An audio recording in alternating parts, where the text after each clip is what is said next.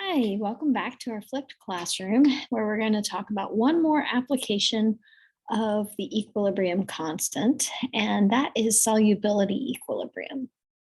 So this is a specific type of equilibrium that has to do with the solubility of slightly soluble compounds. So we're going to talk about what a solubility product constant is. We're going to learn how to calculate the solubility constant, and we're going to learn how to use the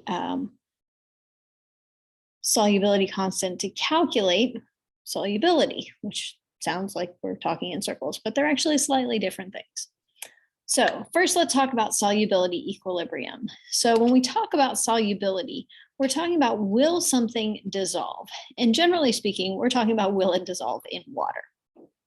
And so we say a substance is soluble if more than 1 gram of that substance will dissolve in 100 grams of water. And that's our threshold for soluble. So when we learned all those solubility rules, if we said it was soluble, that's because more than 1 gram of it will dissolve in 100 grams of water. And if we said it was insoluble, it means that less than 1 gram of that substance will dissolve in 100 grams of water. What it doesn't mean is that none of it will dissolve at all. So when we say that something's insoluble, now we're going to add in a little bit of nuance. So it's not necessarily completely insoluble. It just means that only a tiny, tiny bit of it will dissolve. And so we wind up with this equilibrium situation. So if, as an example, we have silver sulfide, and we remember that silver is only soluble when it's with nitrate or one of the other substances that makes everything soluble, and sulfide is not one of them. So this silver sulfide, by our solubility rules, is insoluble. But what we find is that when we put it into water, a tiny, tiny portion of it dissociates, a tiny portion of it dissolves.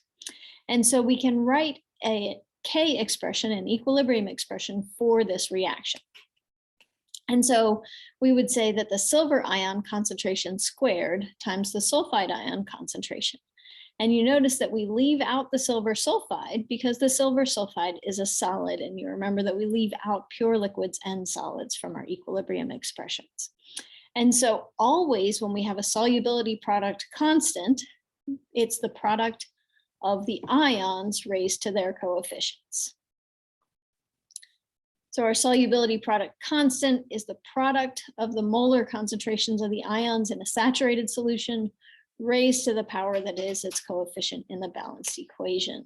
So here we are, our KSP, and we give this a subscript of SP for solubility product.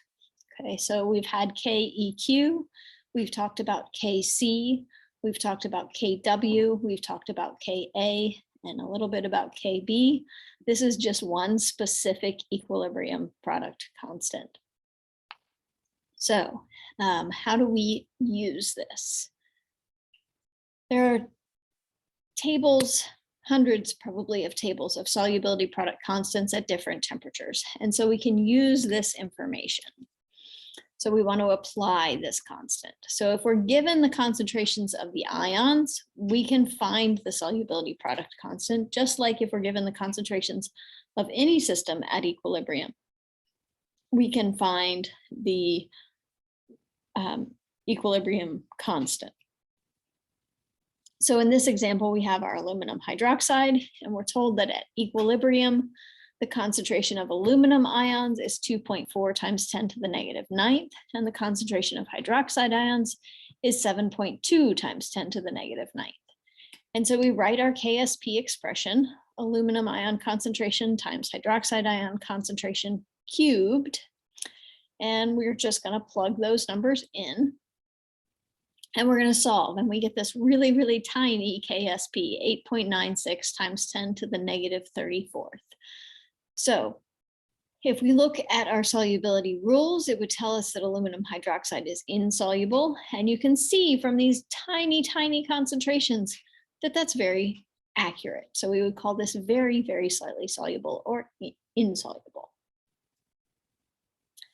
Okay, so if we're given concentrations, we can calculate the solubility product constant.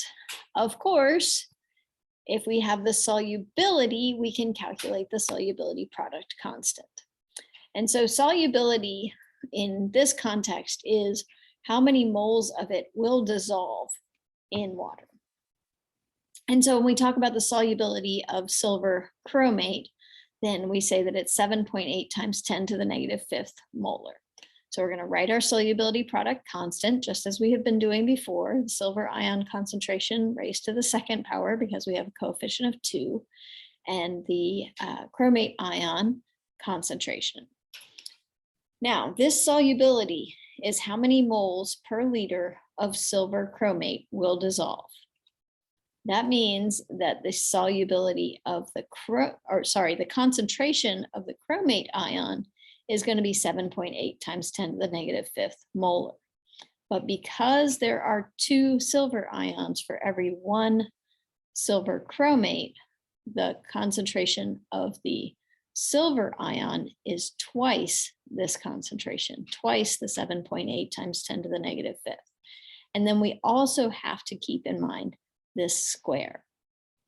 So the first thing we have to do is use a little bit of stoichiometry to figure out the concentrations of the ions and then raise to the coefficients. And so we get this KSP of 9.49 times 10 to the negative 13th. So that's a very low solubility product constant, but this is the solubility product constant. This is solubility. So solubility is molarity. It is how many moles will dissolve in a liter. KSP is the solubility product constant. Okay, and then our last application, again, we're going to be calculating the concentrations of each ion if we're given the solubility product constant. So we're given the solubility product constant for the silver sulfide. We know that for every 1 silver sulfide that dissolves, we get 1 sulfide and 2 silvers.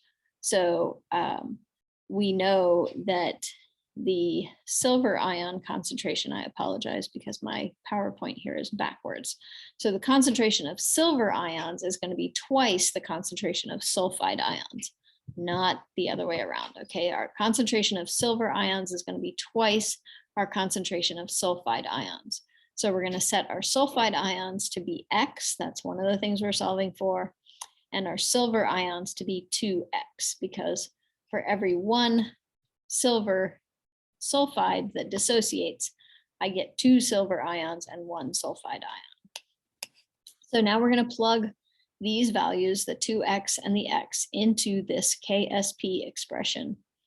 And we're going to have 2X squared. Notice that the 2X is inside the parentheses, so this whole thing is squared. So the 2 is squared and the X is squared, times X equals 6.3 times 10 to the negative 50th, because that's our solubility product constant. And so we get 4x cubed equals 6.3 times 10 to the negative 50th. And we're going to take the cubed root, we're going to divide by 4, and then take the cubed root of that. And we get that the concentration of silver sulfide is 2.5 times 10 to the negative 17th molar. And we can calculate the concentration of each ion, because we know that the concentration of the silver ions is twice the concentration of the sulfide ions. We get 5 times 10 to the negative 17th molar for the silver ions. All right, that's it. And as always, I look forward to answering your questions and seeing you in class.